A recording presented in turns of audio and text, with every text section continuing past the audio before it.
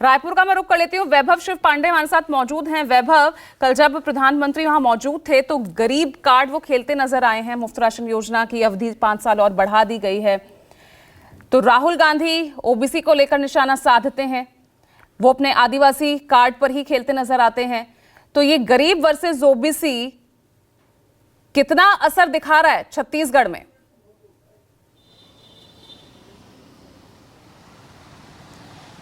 देखिए, छत्तीसगढ़ की राजनीति ओबीसी केंद्रित तो हो चली है, इससे इनकार नहीं किया जा सकता, क्योंकि छत्तीसगढ़ में मुख्यमंत्री ओबीसी वर्ग से हैं। और जब से जाति जनगणना की बात कांग्रेस पार्टी की तरफ से की गई है, तब से निश्चित तौर पे छत्तीसगढ़ की राजनीति उसी के आसपास ही घूम रही है। शायद यही वजह है कि प्रधानमंत्री ने इसे जाति से परे गरीब की ओर ले जाने की कोशिश की। अपने भाषण के जरिए उन्होंने ये संदेश देने की कोशिश की कि हम गरीबी के खिलाफ लड़ रहे हैं बजाय जाति के खिलाफ लड़ने के। लेकिन प्रधानमंत्री के भाषण से परे अगर छत्तीसगढ़ में विधानसभा चुनाव को देख ले या लोकसभा चुनाव को देख ले, तो वो जाति पे आधारित ज़्यादा नज़र आया है, क्योंकि 90 सीटों में से करीब करीब जो है जो आरक्षित सीटें हैं उसको अगर आप निकाल दें 39 सीटों को, तो बाकी सीटों पे 30 के करीब आसपास जो है दोनों दल के तरफ से जो ओबीसी वर्ग के कैंडिडेट है वो मैदान में उतारे गए हैं अभी विधानसभा चुनाव में। और इसी तरह से 2019 के लोकसभा चुनाव को आप देखेंगे तो उसमें भी जो बीजेपी को जीत मिली थी वो ओबीसी वर्ग के ज़्यादा सांसद चुन के आए थे। सामान्य सीटें 6 सीटें हैं छत्तीसगढ़ में लोकसभा की, लेकिन उस लोकसभा में से एक सामान्य सीट पर बीजेपी ने अपने उम्मीदवार उतारे थे, जहां से राजनांदगांव लोकसभा से संतोष पांडे सांसद हैं, लेकिन बाकी सीटों पर ओबीसी वर्ग के लोग हैं। तो आप ओबीसी वर्ग को जो है नज़रअंदाज छत्तीसगढ़ के भीतर में नहीं कर सकते, ये बहुत साफ है। और जैसा ओबीसी वर्ग की तरफ से दावा किया जाता है कि छत्तीसगढ़ में उनकी आबादी 52% है। अभी भूपेश सरकार ने एक क्वांटिफाइबल डाटा आयोग बनाया था और उसके जरिए एक गणना करवाई थी, जिसमें ये दावा किया गया कि 42% जो है वो ओबीसी वर्ग से हैं।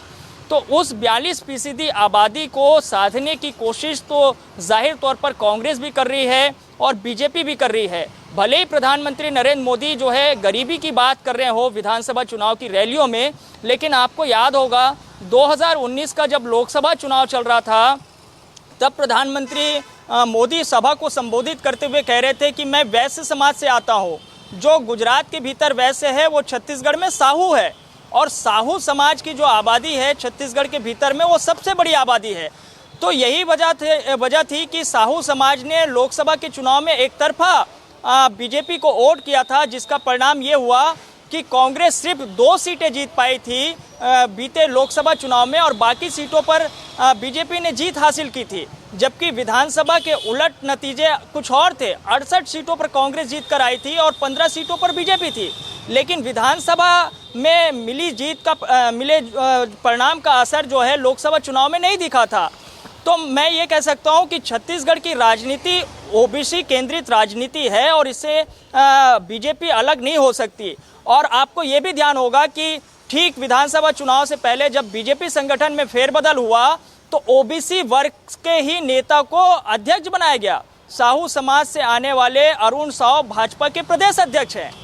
तो प्रधानमंत्री भले गरीबी की बात कह रहे हो, लेकिन उस गरीब के केंद्र में जाहिर तौर पर पिछड़ा, आदिवासी और दलित होंगे।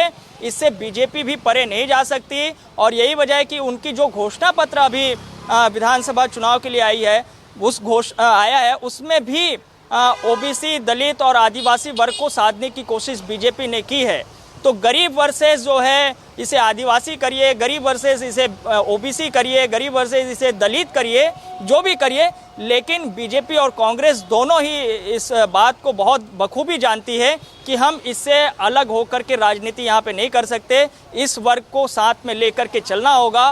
कांग्रेस ने जाति जनगणना का कार्ड खेल करके बीजेपी के ऊपर एक पॉलिटिकली प्रेशर जो है क्रिएट कर दिया है, और बीजेपी अब उस पर कैसे उसे काउंटर करे ये शायद छत्तीसगढ़ के भीतर में तो बीजेपी को समझ में नहीं आ रहा है। ठीक है, ठीक है।